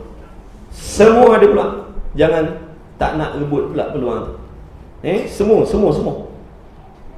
Contohnya, dia peminum arak, dia ada peluang menjadi kekasih Allah. Dia orang yang suka dedah aurat, dia orang yang suka bergaul bebas, dia orang perzina, dia ada peluang menjadi kekasih Allah. Belum terlambat kalau belum datang ajal. Jadi cepat-cepat sambut, cepat-cepat ambil kesempatan. Allahumma salli ala Muhammad. Belajar. Jangan malu, jangan segan belajar. Agama, ilmu ni untuk semua, bukan untuk golongan tertentu. Kemudian kata musannif lagi, dan wajib i'tikad bahawasanya kesudahan jadi nabi itu adalah Nabi Muhammad sallallahu alaihi wasallam. Tak ada dah nabi dan rasul selepas daripada nabi kita Muhammad sallallahu alaihi wasallam. Maka jika ada sesiapa yang mendakwa ni makna mengaku, siapa ngaku jadi nabi, sama ada diumumkan pengakuan dia tu, diumumkan di live TikTok, di Facebook, di mana Twitter ke, di mana ke, dalam TV ke, mana ke, diumumkan, nak bagi tahu ni, sesungguhnya aku ni adalah nabi ataupun aku ni rasul akhir zaman ni, selepas daripada Nabi Muhammad, kata dia. Apa jadi tu? Nescaya jadi ia orang yang mendakwa mengaku jadi kafir dengan ijma'. Murtadlah dia. Yang mengaku tadi tiba-tiba ada pula 2, 3, 4 orang kawan dia mengiyakan, membenarkan, setuju dengan pengakuan dia sebagai Nabi Rasul tadi, maka dengan kawan-kawan itu pun turut jadi murtad juga. Jangan kita mengiyakan pula. Kalau ada orang mengaku jadi Nabi Rasul, jangan kita mengiyakan. Kalau kita mengiyakan, dengan kita murtad. Na'udzubillah min zalik. Pun kena bagi tahu kan tu. Kalau tak tahu, itulah buktinya tu. Yang ngaku-ngaku jadi Rasul, jadi Nabi, tak kira perempuan ke Melayu, tak kira perempuan lelaki, ngaku jadi Nabi, ada yang mengiyakan. Sebab jahil lah tu. Sebab tak percaya ni akidah ni dia tak pegang betul-betul dalam hati. Sebab tadi dia kata kena pegang sungguh tak ada dah Nabi Rasul selepas daripada. Buatlah ibadat sampai boleh terbang ke langit sekalipun, kau takkan naik martabat jadi Nabi. Dan wajib i'tikad dan mengaku dalam hati akan ada bagi Allah Ta'ala beberapa kitab yang diturunkan atas beberapa Rasul. Setengah daripadanya kitab-kitab yang diturunkan oleh Allah, iaitu kitab Taurat bagi Nabi Allah Musa, dan Injil bagi Nabi Allah Isa, dan Zabur bagi Nabi Allah Daud, dan yang akhir sekali Al-Quran bagi Nabi kita Muhammad sallallahu alaihi wasallam. Dan wajib i'tikad berapa muka surat lagi ni? Macam tak ada habis je. Okey, kita cuba baca sampai muka surat 100. Yang ni kuliah minggu depan. Boleh habis insya-Allah. Bukan saja tu cakap habis tu pulut kuning Boleh? Pulut kuning. Meraihkan khatam kitab, tanda seronok kita. Alhamdulillah Allah bagi taufik boleh ngaji. Barulah ada suasana seronok. Meraihkan kerana Allah memberi kita peluang boleh belajar. Dulu tak pernah belajar tauhid, tak pernah pun pegang kitab tauhid. Ni dapat dengar, dapat belajar. Biarlah kitab ni ada berapa muka surat ni? Biarlah kitab ni ada 109 muka surat, yang kita datangnya 9 muka surat je. Kitab 109 muka surat, yang kita datangnya 9 je. Pun tak apalah. Sebab lepas khatam ni kita ulang balik saya nak ulang balik kali kedua kitab ni, insya-Allah.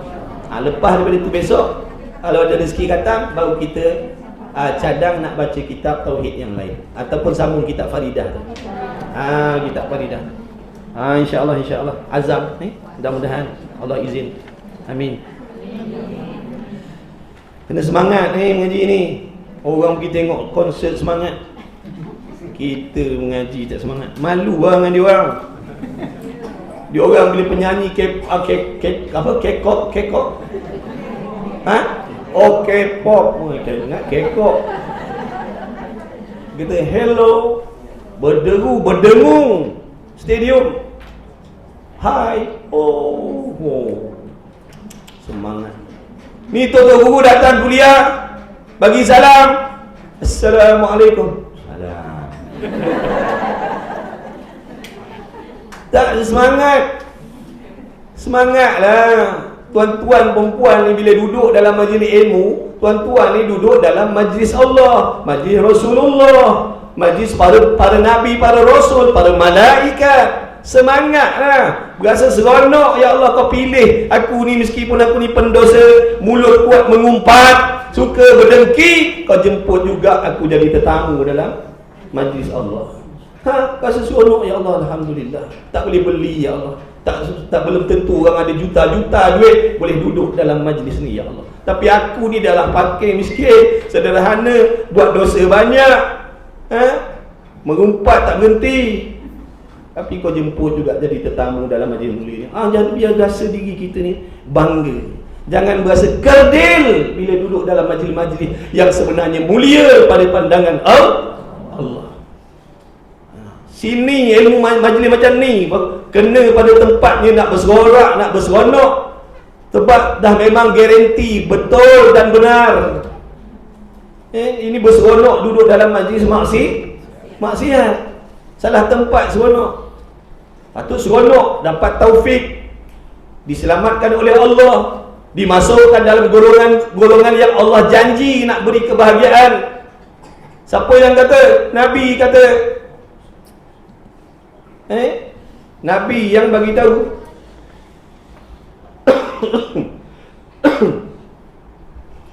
Ilmu takkan diberi kepada orang yang celaka. Ilmu hanya diberi kepada orang-orang yang bakal diberi kebahagiaan oleh Allah. Orang yang akan diberi kebahagiaan oleh Allah akan diberi ilmu oleh Allah. Maksudnya Allah akan pilih, ambil mereka, letakkan di dalam tempat-tempat majlis ilmu. Itu tanda-tanda orang yang Nabi kata Allah nak bagi kebaikan, kebajikan, kebahagiaan dunia dan akhirat, meskipun dia banyak buat maksiat dengan Allah. Tapi dalam masa yang sama Nabi cakap, orang yang diharamkan syurga, orang yang diharamkan daripada mendapat kebahagiaan dunia akhirat, Allah akan jauhkan diri mereka daripada ilmu. Sebab tu kita kena rasa syukur sangat-sangat. Kita datang sini bukan dengan sebab kita yang minta dah, tetapi dipilih oleh Allah dengan belas kasih sayang Allah, belas kasihan Allah atas diri kita. Jadi belajar sungguh-sungguh. Semangat belajar. Semangat belajar. Dan wajib i'tikad dan mengaku di dalam hati bahawa ada bagi Allah Ta'ala beberapa banyak malaikat, iaitu satu, iaitu malaikat ni satu makhluk daripada makhluk Allah Ta'ala yang dipelihara akan dia daripada mengerjakan maksiat dan kedosaan. Malaikat ni dia tak ada buat maksiat, tak ada buat dosa zahir batin, tak ada. Sama macam Nabi lah, sifat Nabi tu macam sifat malaikat lah tu. Tak buat dosa zahir batin, dan tidak bersifat mereka itu dengan sifat-sifat manusia. Dan mereka itu malaikat sangat banyak, tiada diketahui kan bilangannya melainkan Allah Subhanahu Wa Taala jua yang mengetahui maksudnya. Tetapi meskipun malaikat ni banyak, tak tahu bilangannya berapa punya banyak, wajib dibilang, wajib dikira akan dia dengan tafsir iaitu sebanyak 10 jenis malaikat. Maknanya siapa pun, dia pemain bola ke, pemain takraw ke, pemain TikTok ke, pemain apa ke, kena tahu 10 nama ni, sebab wajib tahu. Wajib tahu. Duk ceruk dapur ke, wajib tahu 10 nama malaikat ni. Jibril ataupun Jibril. Ada orang nama Jibril tak? Jibril ada Mikail. Jibril apa tugas dia? Membawa wahyu lah, masyhurnya. Ada lagi tugas-tugas dia yang lain. Itu yang soho lah. Dia ketua kan. Ketua ni bila macam-macam lah dia punya kerja dia. Itu yang utamanya bawa wahyu. Yang keduanya malaikat Mikail. Mikail, ada tak orang nama Mikail? Ada. Ada orang nama Mikail. Tugas dia apa Mikail? Apa? Urusan rezeki, kemakmuran muka bumi, perjalanan angin, hujan. Dia lah tugas tu. Dah tu lemah ke Allah nak kena ciptakan pula malaikat-malaikat duk buat kerja-kerja tu. Kata kuasa. Buat apa ciptakan ni malaikat-malaikat ni? Cabut nyawanya sekian, hantar bawa rezekinya sekian, menurunkan hujan sekian. Kenapa nak perlukan benda ni? Dah Allah tak perlu. Allah tak perlu malaikat. Allah nak menzahirkan kehebatan, kekuasaan dia. Kita ni kalau jadi ketua, seronok tak pengikut ramai? Seronok tak? Sebab tu kita kempen sungguh-sungguh, biar ramai orang duduk bawah kita, baru gas sikit. Maknanya baru nampak kehebatan. Lagi ramai orang bawah kita, lagi hebat kedudukan. Jangan kita sangka kita besok tu nanti di padang mahsyar Allah akan pampangkan sekalian malaikat di padang mahsyar. Hari itu akan nampak betapa hebat dahsyatnya kerajaan Allah. Bukan maksud Allah berhajat dengan malaikat dah. Nak menunjukkan kebesaran pentadbiran Allah. Memiliki makhluk yang sangat mulia, yang sangat kuat, tapi takut dengan Allah. Kita dah lemah, dhaif, berani pula dengan Tuhan. Dah lah lemah, dhaif, berani pula. Allahu Akbar. Kemudian malaikat Israfil lagi akan bertugas ni, tengah standby, meniupkan serunai sangkakala nanti. Tiupan kali pertama habis, hancur lembu semua, bergulung semua habis. Tiupan kali kedua hidup balik semua. Itu tugas malaikat Israfil. Ada orang nama Israfil? Ada siapa cadang nak bawa nama cucu ke? Ada. Yang keempat, Israel. Ni malaikat Israel. Tugas dia apa? Cabut roh lah ni dalam banyak-banyak malaikat ni yang kita tak nak jumpa ni. Tak nak jumpa ni. Orang mati tu, saudara-saudara mara kita, ibu bapa kita, nenek moyang kita, kawan-kawan yang dah pergi, semua dah jumpa dah. Jumpa dah. Mereka dah tengok dah dengan mata kepala sendiri. Macam mana kehebatannya, kebengisannya, ketegasan dia, sifat tak ada belas kasihan dia. Orang yang dah mati semua dah rasa. Kita on the way. Sampai masa dah. Tiket ada dah, cuma nombor tak tahu. Tiket masing-masing siap dah. Tunggu masa, jangan-jangan sekejap lagi. Mana kita tahu. Sebab tu kena selalu ingat mati. Barulah kita tak nak simpan benda-benda kotor dalam hati tu. Kalau berasa lambat mati tu yang kita berdengki, berdendam tu. Sebab berasa lambat mati. Lambat minta maaf, gaduh laki bini, kan nak minta maaf cepat-cepat, simpan je. Sebab berasa lama lagi. Rupa besok dah kerah dah. Menyesal, minta maaf. Padan muka. Sombong tak nak minta maaf. Itulah sebabnya kena ingat mati. Bila ingat mati ni akan menarik diri kita kepada kebaikan. Cuba tuan-tuan waktu nak tidur tu yakin, aku yakin malam ni aku akan mati dalam tidur. Apa yang tuan-tuan akan buat? Tak boleh tidur. Tak boleh tidur apa? Main TikTok. Mendekatkan diri dengan Allah ataupun maafkan orang yang kita sayang. Macam tu. Sebab tu ingatkan mati. Sebab Israel ni datang, dia bukan tunggu kita berubah dah. Kita kena berubah cepat-cepat sebelum dia sampai. Dia kalau sampai tak kira sempat pakai baju, tak sempat pakai baju, dia datang. Dia datang tengah suap nasi, tengah gaul nasi, tengah goreng ikan, tengah tunggu van ikan sampai, dia tak peduli. Tunggu ninja van sampai, tunggu barang Shopee sampai, dia tak peduli. Dia tak peduli, datang dia macam biasa. Jangan main-main. Kemudian malaikat, ada orang bubuh nama Israel. Jangan nanya anak-anak kita nak masuk sekolah. Cikgu panggil nanti gang, awak nama siapa? Saya Johan bin Muhammad. Kamu? Saya Fatimah binti Muhammad. Kamu ni yang belakang ni, nengok muka tak kerti nak senyum, nama siapa? Saya Israel. Cabut lagi cikgu dia. Saya belum nak mati lagi, wahai malaikat. Kemudian yang kelimanya Raqib. Kemudian Atid, menulis, mencatat amalan kita. Apa saja perbuatan, perkataan yang keluar daripada mulut kita dicatat oleh malaikat Raqib Atid ni. Kemudian Munkar dan Nakir.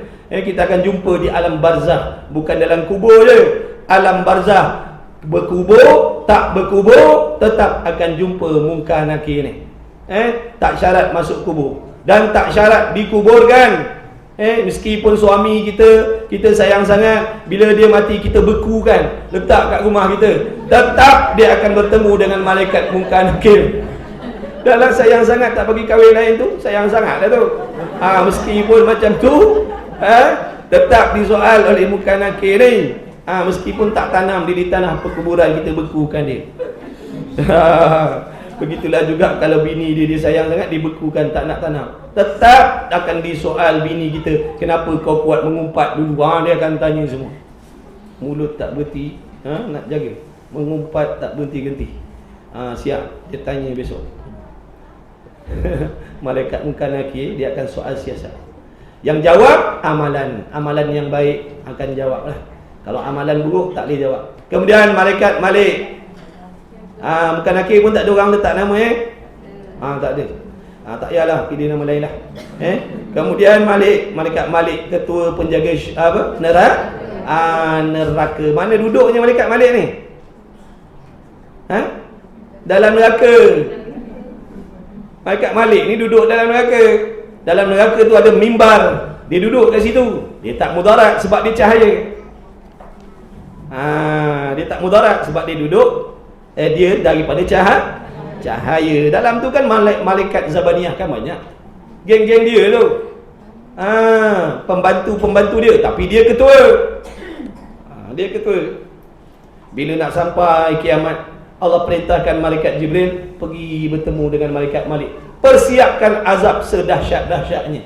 Sebab dah sampai waktu Allah nak umbankan orang-orang yang ingkar dengan Allah. Lalu malaikat Malik pun mengarahkanlah makna malaikat-malaikat yang bawah tangan dia mempersiapkan azab yang sangat-sangat dahsyat. Sebab kalau tak siapkan azab seperti mana yang diperintahkan oleh Allah, maknanya mereka derhaka dengan Allah. Mereka derhaka, mereka taat. Kalau Allah Ta'ala suruh persiapkan azab sedahsyat-dahsyat, itulah yang dibuat. Dia tak ada kata kesian umat Nabi Muhammad nanti. Allah suruh begini, kita buat kurang-kurang, lebih kurang dah lah. Dah. Malaikat tak macam tu. Malaikat tak macam tu. Kalau macam tu dia tak taat dan patuh kepada Allah, dia taat sungguh. Malaikat Malik dan malaikat Ridwan, ketua penjaga syurga.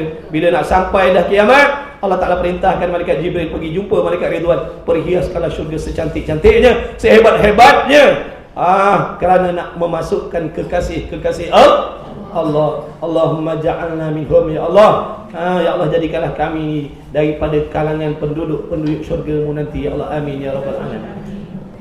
Dan wajib i'tikad bagi syariat Nabi kita Muhammad SAW, yakni undang-undang Nabi kita Muhammad SAW, memansuhkan akan sekalian syariat dan undang-undang bagi segala rasul-rasul yang terdahulu, dan kekal syariat Nabi kita hingga hari kiamat. Ingat lo. Dah, berhenti sampai situ. Berhenti situ. Nanti sambung. Berhenti sampai situ. Wajib i'tikad. Agama Islam ni yang Nabi bawa ni, undang-undang Islam ni relevan sampai bila? Sampai kiamat. Wajib yakin dalam hati. Jangan jadi orang munafik. Orang munafik ni mulutnya kata Islam, tapi dalam hati kata tak relevan hukum Islam. Ni munafik, kafir sembunyi, na'udzubillah min zalik. Sebab tu Allah datangkan ujian-ujian ni bukan dalam bentuk banjir, kilat dan sebagainya. Ada kala ujian ni Allah datangkan dalam bentuk hukum hakam daripada dia. Nak tengok sejauh mana kebenaran, keikhlasan, kejujuran orang yang lidahnya bersyahadah. Adakah syahadah hanya sampai ke dalam hati ataupun sekadar di lidah sahaja. Bila Allah datangkan ujian, baru dapat tahu yang mana Islam sejati, yang mana munafik. Itu hikmah dia. Sebab tu bila Allah datangkan ujian, orang Islam, orang mukmin yang sebenar, lidahnya mengaku betul, hatinya pun menerima dengan sesungguh-sungguh hati, menerima apa sahaja yang datang daripada Allah.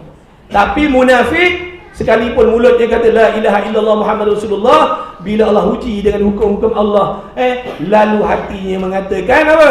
Dia tak suka dan tak setuju dan tak percaya dengan hukum-hukum Allah dalam hati dia. Tapi Allah tahu dia adalah orang kafir yang menyamar seperti orang Islam.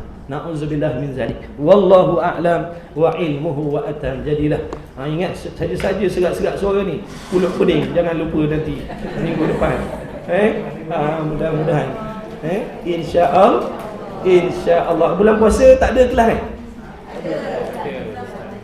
ada lah Ustaz Nizam lah.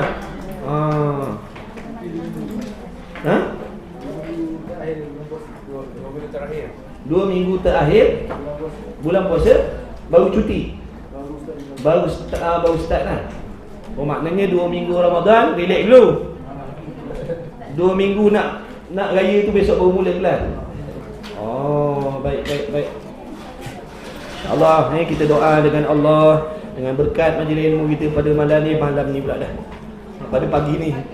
Pada pagi ni mudah-mudahan dengan berkat majlis ilmu, dengan berkat junjungan besar Nabi kita Muhammad SAW, dengan berkat tuan pengarang kita, dengan berkat doa mak ayah kita, mudah-mudahan Allah mengkabulkan segala doa-doa kita yang baik, hajat-hajat yang baik yang tersurat, yang tersirat dikabulkan oleh Allah Subhanahu Wa Taala, dipanjangkan umur yang berkah, dimurahkan rezeki yang halal yang berkah, diberi keberkatan dalam apa sahaja yang diusahakan, dihidupkan hati yang mati, dilembutkan hati yang keras, dicerahkan hati yang gelap. Mudah-mudahan sentiasa diberi taufik oleh Allah untuk mendekatkan diri dengan Allah, melaksanakan kewajipan, menjauhkan yang diharamkan oleh Allah Subhanahu Wa Taala zahir dan batin. Mudah-mudahan insya-Allah kita doa pada Allah, mudah-mudahan dipanjangkan umur, diberi kesihatan semuanya, tak terkecuali lah anak isteri kita, adik-beradik kita, kawan-kawan kita, rakan-rakan kita, kenalan-kenalan kita yang jauh yang dekat, yang baru yang lama, sekalian muslimin muslimat, mudah-mudahan dipanjangkan umur oleh Allah agar dapat sama-sama kita meraihkan Ramadan untuk memperbaiki Ramadan kita yang lalu-lalu, yang lepas-lepas. Sesungguhnya Ramadan yang lepas ni maknanya tidak sempurna lagi. Jadi kita nak usaha, azam nak perbaiki ibadat kita, nak perbaiki Ramadan kita kali ni yang akan datang ni, insya-Allah. Mudah-mudahanlah Allah izinkan, Allah kabul, Allah redha. Amin ya rabbal alamin. Jadi salah silap, minta ampun, maaf banyak-banyak ambil masa tuan-tuan panjang tapi sesungguhnya sebenarnya tuan-tuan tak rugi pun. Allah akan balas dengan balasan yang berlipat-lipat kali ganda nanti untuk tuan-tuan perempuan semua di hari kiamat. Amin ya rabbal alamin. Bismillahirrahmanirrahim. Alhamdulillahirabbil alamin wassalatu wassalamu ala Rasulillah wa ala alihi. Allahumma rabbana fa'na bima 'allamtana, rabbana 'allimna alladhi ma yanfa'una, rabbana faqih ahlana wa qarabati lana fi dinina ma ahli qudri unsa wa dhakar. Wa sallallahu ala sayyidina Muhammad wa ala alihi wa sahbihi wa baraka wa sallam. Alhamdulillahirabbil alamin. Taqabbalallahu minni wa minkum. Minna